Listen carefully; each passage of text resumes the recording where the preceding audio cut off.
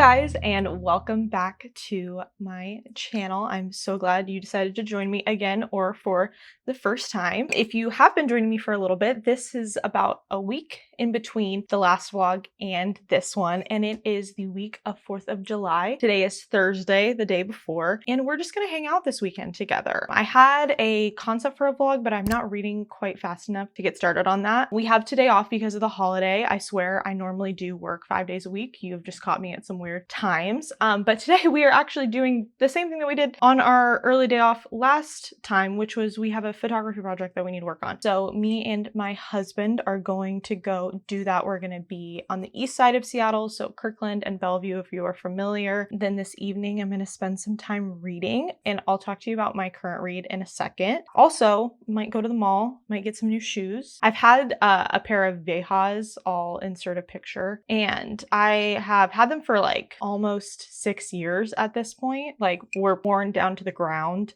and I really need a new pair of white sneakers, and I think I'm gonna get a pair of New Balances. I have another pair of gray New Balances that I got for free kind of randomly, and I fell in love with them. I used to only want like flat sneakers for kind of my lifestyle everyday shoe, but since trying the New Balances, I've become more open to like different shapes of sneakers, if that makes sense. And they're so comfortable, and I have high arches, and my feet will hurt, and I walk around a lot, so it's just like New Balances just feel like the perfect shoe for me right now. So I'm really excited. They're also pretty affordable. Most of them are under $150, which in the grand scheme of like shoes, New Balances, great. Sophie approved. I'm wearing a dress to shop for them today specifically because I want to find a pair that I like wearing with dresses, because again, these are going to be my everyday white sneakers. I don't just want them to be like stuff that I wear when I'm wearing a more active outfit. They'll be like my go-to pair of shoes. And I'm excited to take you along with me today. We have a new microphone setup, so I get to be a little bit more free, and I'm really liking it so far. So we'll see you back a little bit later, maybe while we're out and about, or maybe when I go to talk to you about my current read, which is The Conditions of Will by Jessa Hastings. Okay.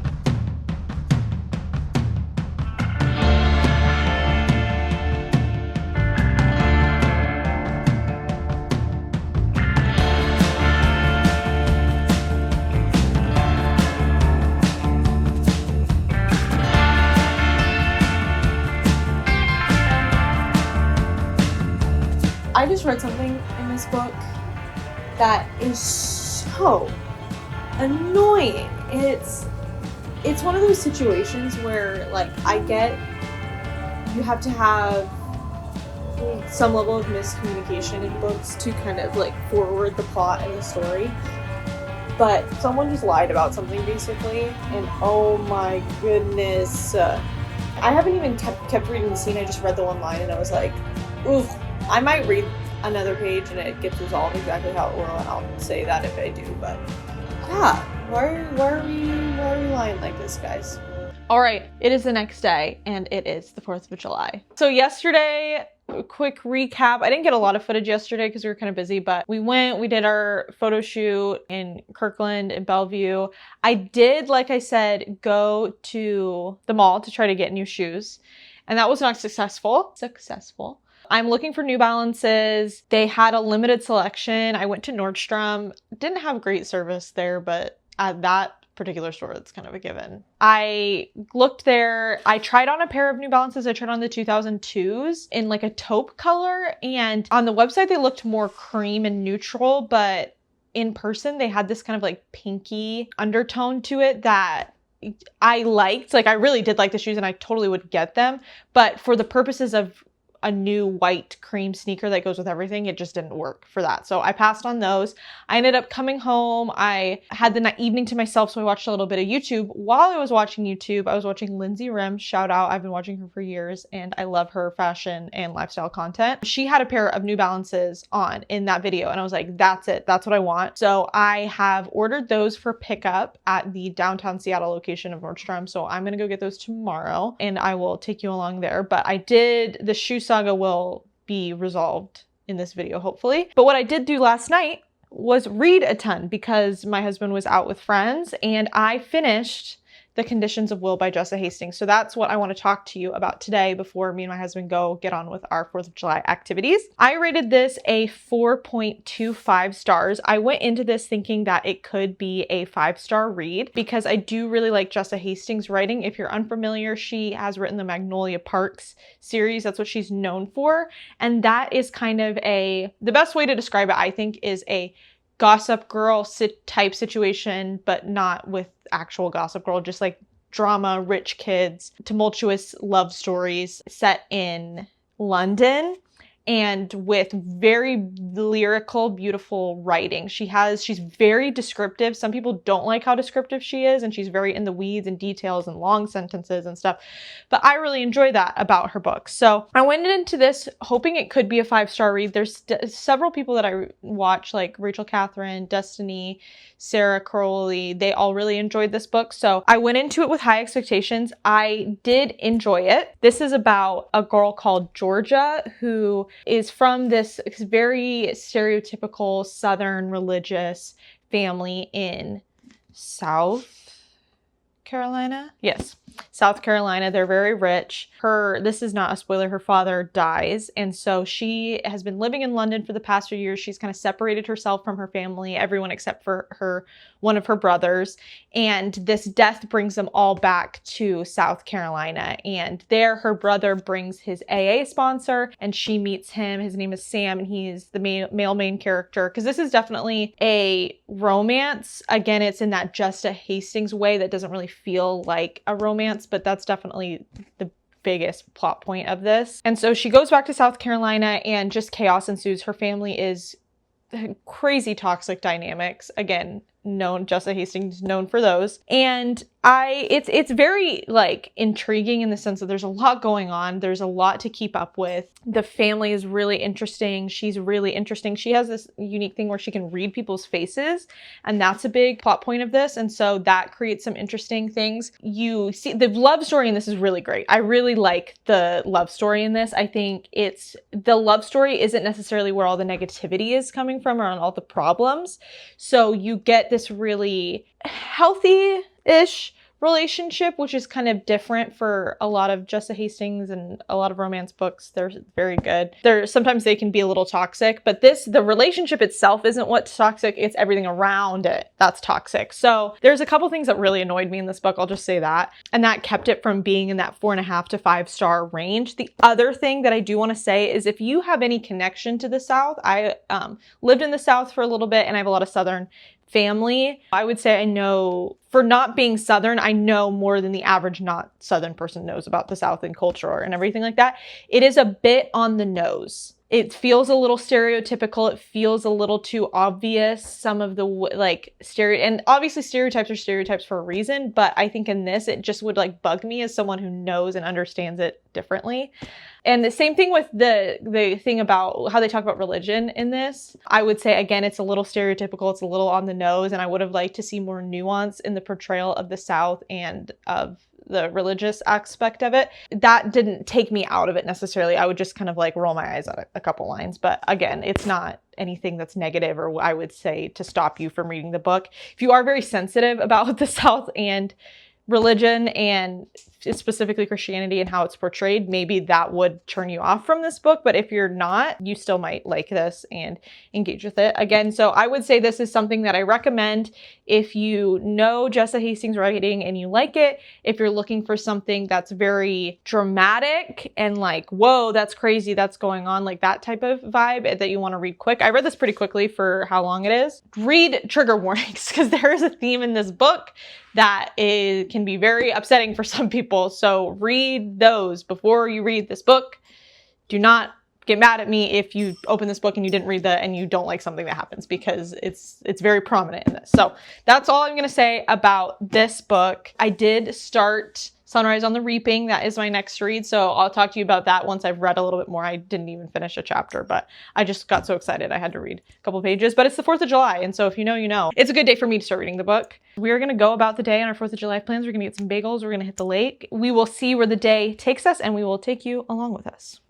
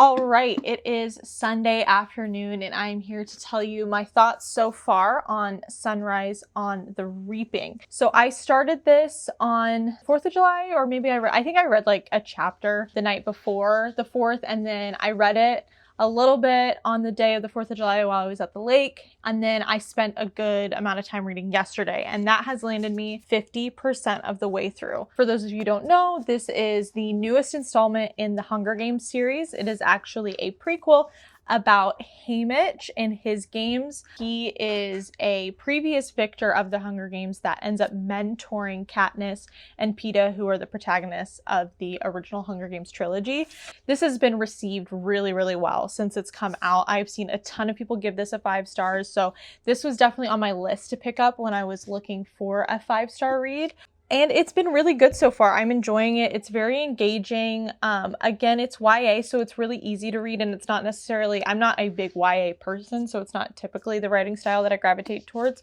But I think that with the Hunger Games, it almost transcends genre, and its themes are so broadly applicable and interesting to any group of people. A lot of YA books are, but I think the Hunger Games really particularly shines in this, that people of all ages, all genre types, like no matter what kind of books you enjoy, I think anyone can enjoy the Hunger Games. So it kind of starts off with Haymitch. He actually is born on Reaping Day, which is July 4th. I don't know if we knew that before this book, but you definitely learn that in this book.